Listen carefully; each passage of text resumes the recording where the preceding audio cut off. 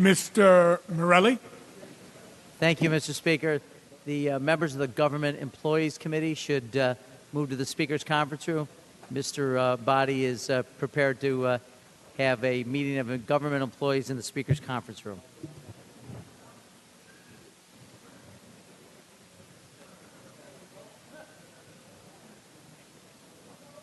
Remix. Government employees, back to the Speaker's conference room.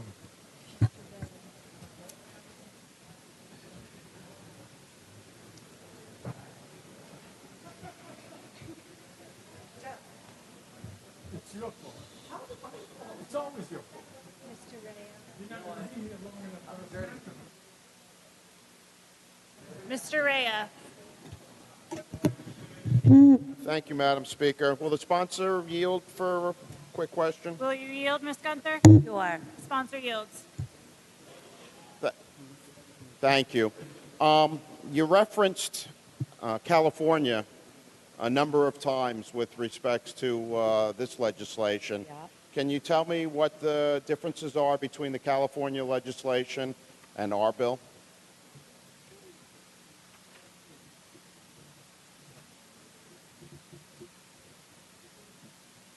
Do you want all of it? There's a list. I'll just give you a couple. In medical, surgical, and acute psychiatric, it's one nurse for 4 patients. And in medical surgical, this is New Jersey. Do you have? Oh, it's the same bill. Okay. So New Jersey and California, it's 1 RN per 6 patients and a 5-year phase-in. Step down is 1 nurse. Okay, can we stop there? Yeah. So what's the phase-in here in New York? There isn't a phase-in. So California had time to prepare their hospitals for this process, and here we're just kind of asking New York hospitals to jump on this in 180 days, right? Yes. What also, I think California has limits regarding... they only have the phase-in for the one department in California and New Jersey, but by the way. California's bill actually deals with, they set restrictions on individual nurse specialties, correct?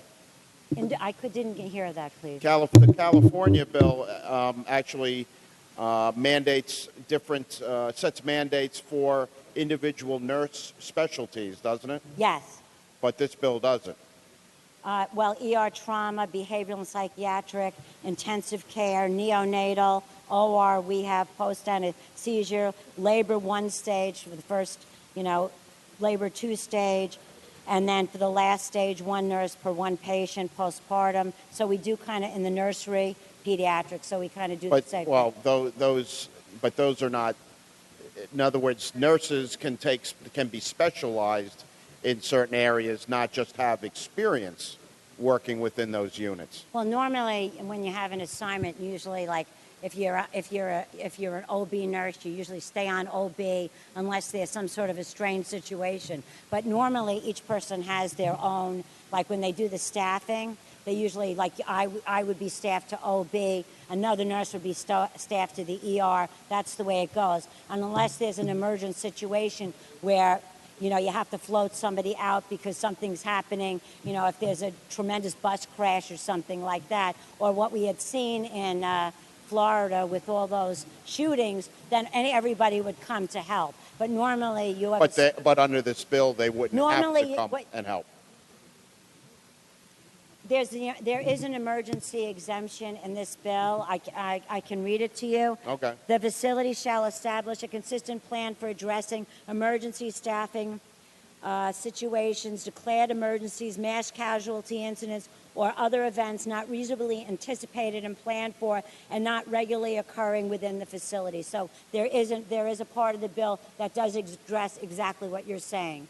Okay. Thank you. Thank you.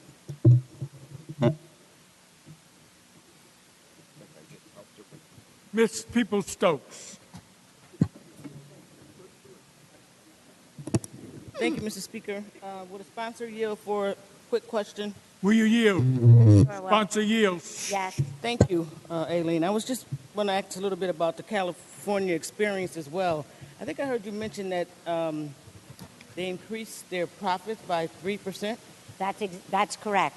So did you have in their report, what was that based on? Was that because what? I mean, what was that based on? Well, patient outcomes have improved, and basically, I think that the reason that there's a profit is patient satisfaction would be number one. So, of course, you're going to use that facility. Secondly, if you have a readmission within 30 days, then your insurance won't pay for it. So if you do appropriate teaching and appropriate care while someone is in the hospital and there isn't a readmission, so you save money on that.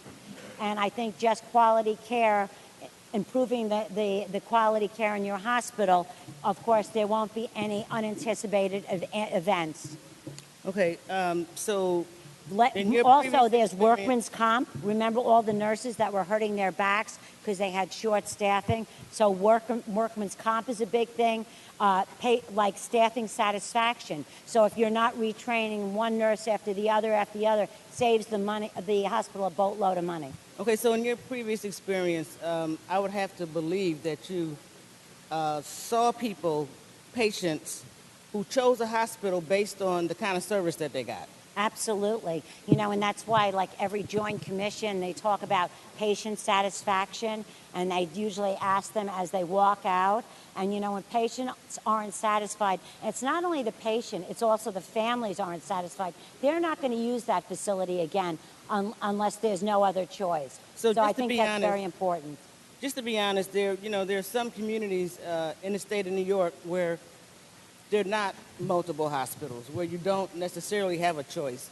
But I know that there are also some people in communities across the state of New York who will choose to even go to another state, to a hospital, because they believe that they'll get a better service there. And I mention this because, I think I have mentioned this on the floor before, that my daughter is actually on a list for a transplant. And more than once, people have come to us who have had transplants from Buffalo, but they didn't have it in Buffalo. And so I think what this speaks to, and quite frankly, what the increase in profit in the California hospital speaks to, is that people will go and pay for what they think is the best.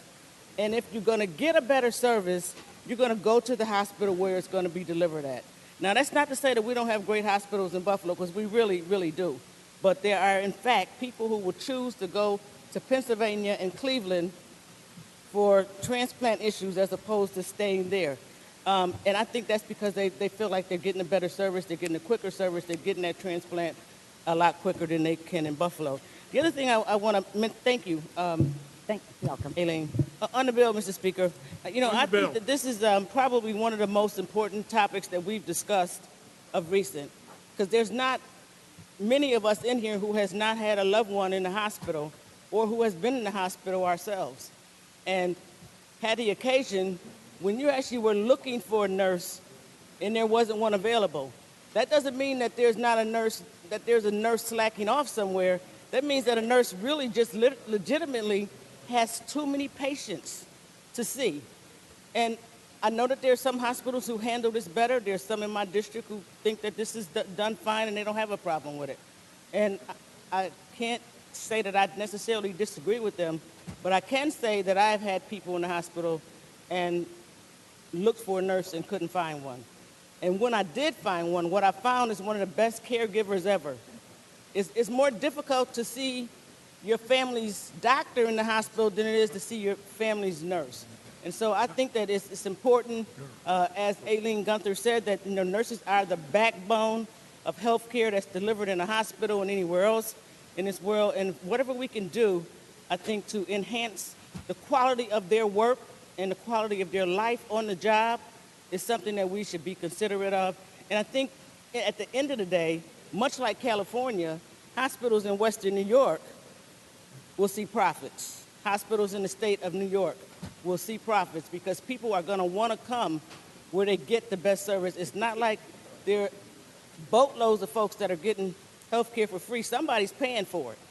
And if we want to get good health care, we have to be asking for the best people working with us. And I think we do that when we do a fair staffing plan for nurses. And so I want to commend the sponsor on this piece of legislation.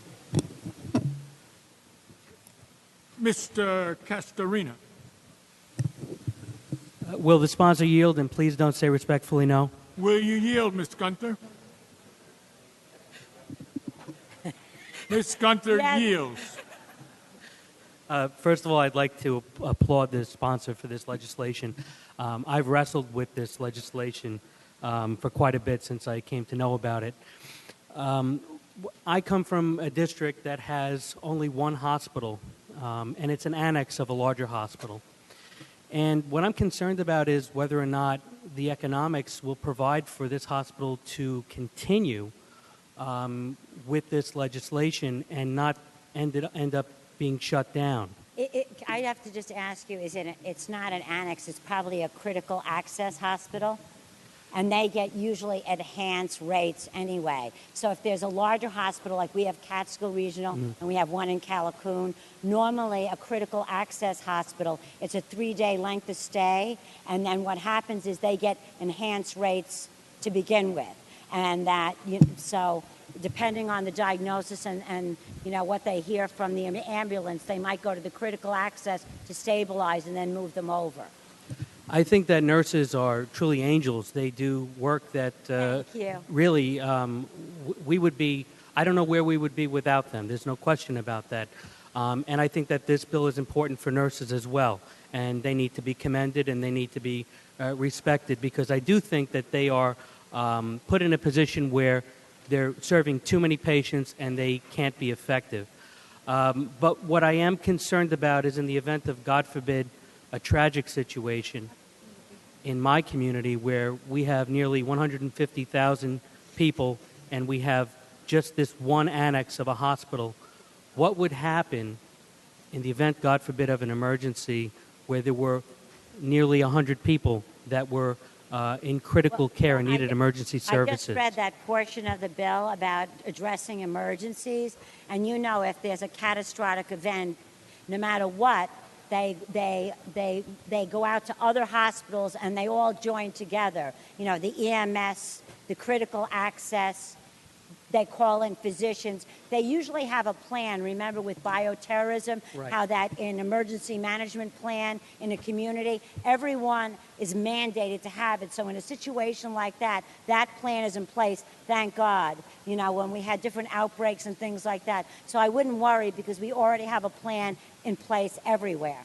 Now, in that instance, God forbid, as we said, where perhaps maybe a hospital would accept more patients and nurses would take on more duty, and with this legislation, they might be compelled under law and under perhaps some liability factors to disperse patients, and then that dispersion may cause more time to intervene in between the time that they're picked up by emergency service personnel and seen by emergency services in emergency room. That's not really how it works. Or every hospital, every community has an emergency management plan. It's done through the county that you live in, and it goes down the line with your Department of Health. Everybody's on the same wavelength. So if there's an emergent situation, first of all, the bill addresses it. And secondly, we all have, because of bioterrorism, because of the 9/11s, we all have that all in place, just like what we saw in Florida when they had this massive amount of patients going to Florida to that hospital. What happened was immediately surgeons were called in, nurses were called in. They have all those numbers, and that's exactly due when you have a bus accident or some kind of major incident. There's already, the preparation is there, and we also have drills about preparing for these types of things in every community, which is very, very important. And lastly, Ms. Gunther, do you think that this bill might be more effective and more compelling if perhaps there had been maybe some impact studies on communities as to what would happen economically to the local hospitals? Do you think that maybe, because that's my personal opinion, that this bill would be more compelling if I had in front of me some type of research that showed what the impact would be economically to the local hospitals? If I knew that the impact would not be so severe and would not perhaps maybe cause them to close, I'd be very happy to vote for this bill. But in the absence of that, I'm just very concerned, and I wonder if perhaps you think that maybe it would have been more compelling to have that type of information after thought. Thank you. I'm just going to comment on that. You know what? We always say that, good health care is a human right. And I think that the compelling part of this legislation is no matter what area you live in, whether you're in the richest area or the poorest area, whether you're the most rural area or you're in a big city, we all deserve the same level of care in those units, whether it's critical care, emergency care, OB care, we all deserve that. And I think that this will bring equality to the healthcare system. Mr. Garbarino. Mr. Speaker, will the sponsor yield for a couple questions? Will you yield, Ms. Gunther? Ms. Gunther yields. Thank you, Mr. Gunther. I'm going to come over there. All right, I'm sitting down now. I think Mrs. or Jane asked this before, but can you answer how did these numbers come up? How did you come up with the numbers 1 for 1, 1 for 2? How did you guys come up with it for the bill? I think we followed some of the California and the New Jersey numbers. And I think that we look at, I think that there are smarter people than I am that, set these numbers up because they looked at acuity in each unit and felt that this was the appropriate level of care. And, this didn't come about in a day. This is something that's been studied for a very, very long time by the Joint Commission, by the Department of Health, by, people that are a lot smarter than I am. And I think that, again, just like every law, we're putting this in statute. But remember, after a year or two, when we have this commission that is looking at, outcomes and looking at how the efficacy of what we're doing, that what we can do is we can always, amend a bill. But right now, we think this is a good way and a good way to start. And again, Mr. Garbarino, there's always the chance that, we can go back in another year and say, this is adequate, it's not adequate, we're overstaffed in one unit, not staffed enough. So I think that we look at the outcomes after a year or in a 2-year period, that we'll be able to make sure that these numbers are as appropriate as possible. So are you saying these numbers that you're using today came from a study that was done? Yeah, and we looked at New Jersey, New York. We looked at their outcomes. We looked at their success rates. We also looked at different units in the hospital. You can see by the Joint Commission. There's a lot of places. There's many people that studied. I didn't myself, and they came up with these numbers. Okay. So it's not something that they picked out of thin air. It's something that's studied, and they think this is the appropriate staffing. And New York always does it better, always. Well, sometimes. Another question I have. Currently, are hospitals required, specifically emergency rooms, are they required to take people that show up? They can't turn them away, correct? That is correct. They and what they do is, in every emergency room, and this is in place right now, as you walk in the door, before they ask for medical insurance, before they do anything, they triage the patient. They looked at if they're a priority patient, some can wait. If they're not a not priority patient, if you have a splinter in your foot or something like that, and then they're already screening these patients and triaging these patients. So we do that but they're required to take them. If they take Medicare, sure, but sometimes we have to wait, as you know, depending on the triage and how many people are in the emergency room. And sometimes they can call staff in, per diem staff, etc., if necessary. So here's the question. Say a hospital has 100 beds in its emergency room. Okay. How does this bill? Is that a lot? I don't know. I wasn't. 100. All right. How many? Did you work in a hospital? I'll say. I would say we'll give a rural hospital 20. All right. 25. 20. So there's 20 beds in the emergency room. How does this bill not turn into the hospital saying, well, federal law requires us to take anybody that shows up to an emergency room. So you know what? I better have, if it's 2-to-1 staffing under this law, I have to have 10 nurses on staff in the emergency room. How does this bill not turn into, you know what, we are now going to safe staff according to beds, not patients? Because if a hospital is going to worry about having to kick someone away because they don't have enough nurses, but they need to take them because Medicare requires them to, they're going to say, all right, 20 beds, 10 nurses. What happens if at that night only 10 people need to use the emergency room beds? They have 10 nurses for 10 people. They can't put any, under this bill, unless the nurse says okay, they can't put that nurse anywhere else in the hospital. You know, staffing, you know what, there is a trend factor. You have flu season, you know, the emergency room increases. And the Catskills, in the summertime, we know that our population triples, so we increase. So, I mean, it's based upon formulas, intelligence, and a trending factor. And you can always call in per diem nurses. We also have visiting nurses that we sometimes call upon. So we really have plans in place as is. And this is just going to make health care in New York State a heck of a lot better. Women won't leave the field, or men won't leave the field sooner than they would really like to. And number 3 is our license is on the line. And you have to remember that, you know, when I go to work as a nurse, I want to do the best job ever. I don't want your mother to be in pain. I want to be able to address that situation. And I can only do it and do it in the best possible way if I have appropriate staffing. And you know what? It's almost that you have to be in that spot. And you have to see somebody like your mother not getting, and you're going to say, man, I wish we had staffing. No, I understand. I have nothing against nurses. My grandmother was a nurse. 3 of my aunts are nurses. I love your grandmother. They would not.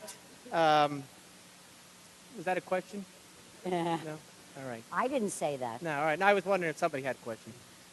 So I'm not asking about whether or not, you know, the nurses are doing the correct job. I'm talking about the proper use of resources. So if my question is though, if a nurse, if this hospital's putting 10 nurses for these 20 beds and they don't need them, under this bill, they can't just move them wherever they are needed. So you're going to be wasting resources here. I mean, is there any concern about that at all? You know, as a nurse, if there was an emergency situation in another unit or the need for more staffing, you can float nurses. You can float. But under this bill, you can float them back and forth. You can absolutely do.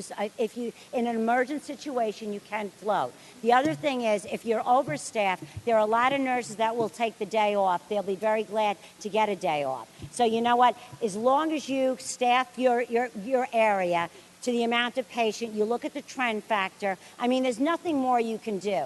It's just like anything else. When you have a restaurant, you know that the breakfast is heavy, but the lunch is not so heavy. So it's the same difference. But I mean, in a restaurant, you can plan for, you know, Christmas dinner is going to be packed.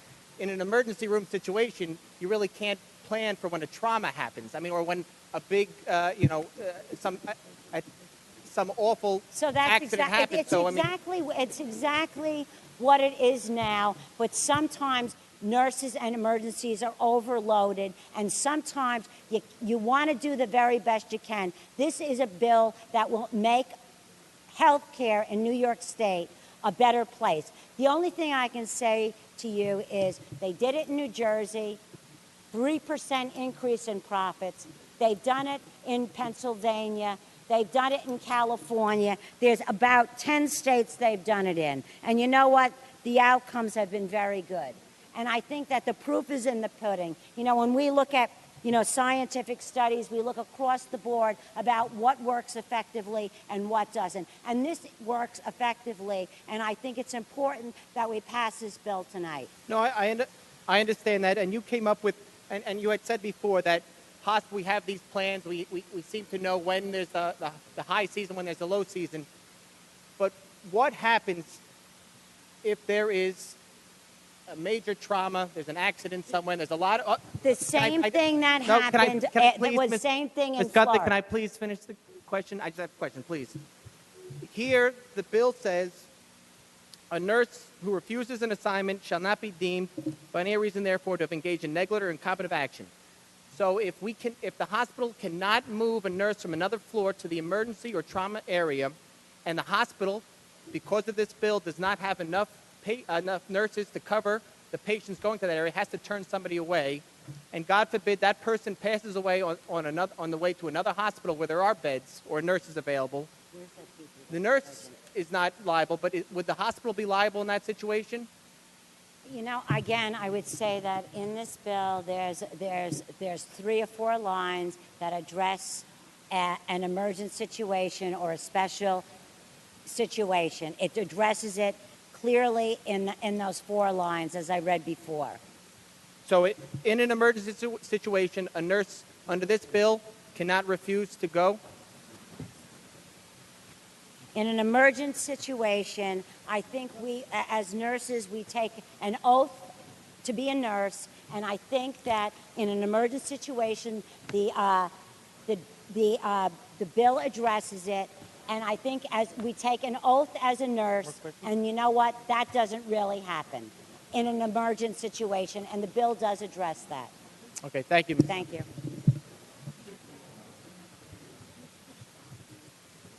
Ms. Bashak.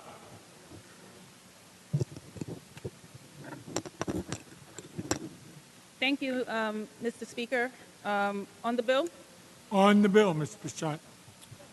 First of all, I want to thank the sponsor for introducing this bill. I think this bill is crucial. It's definitely needed.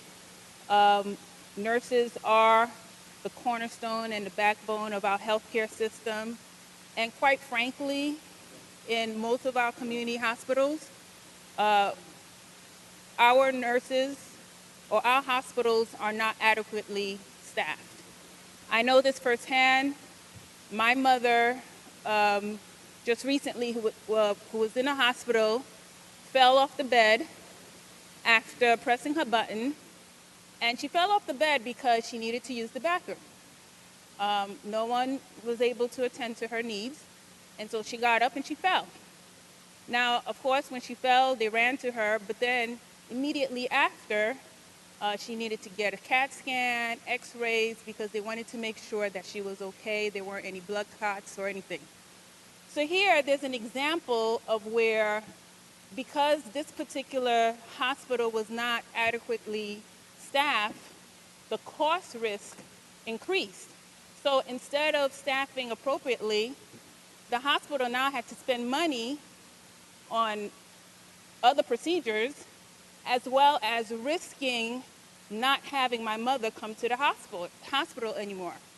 So that's the risk. There's a cost risk and an opportunity risk. Now, we talked about, how will a hospital be able to be economically sustained? Well, as we know, many hospitals, CEOs and administrators are being paid high salaries. We need to look at how we're going to reallocate the overall budget to allow quality care. Now, in our community, one of the reasons why this is very important is because, first of all, many of our hospitals are being closed. Our community hospitals are very dense, primarily because of socioeconomic disparities. We have issues with gun violence. We have issues where poor communities don't have the option of healthy living and healthy food. So there's high diabetes intakes and high blood pressure intakes. We have a lot of seniors who, again, not adequately secured or insured. And so they go to the hospital. And so when you have community hospitals such as the hospitals in my district, you're going to have a burden or abundance of patients. And it's very important that we take a look at being able to service those patients. In addition to that, in my district, nursing is the #1 profession that is sought.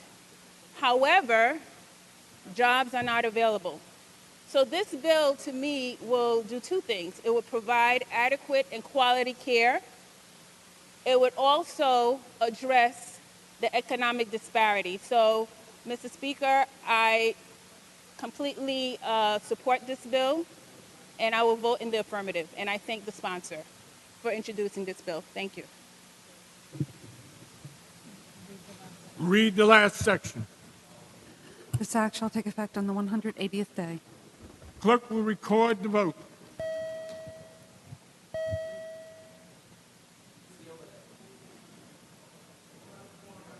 Ms. Walker to explain her vote. The things that I can always speak about is just my own experiences. And one thing that was experienced in a hospital in the neighborhood that I represent was that there was a nurse who was severely attacked. She was attacked to the point where she required a significant hospital stay herself. And it's basically because she was put on a ward that she wasn't prepared to be able to handle. And if this particular law had been in place, she would have had other mechanisms that she could have utilized to say, this is something I can't handle, and maybe she would not have gone in harm's way.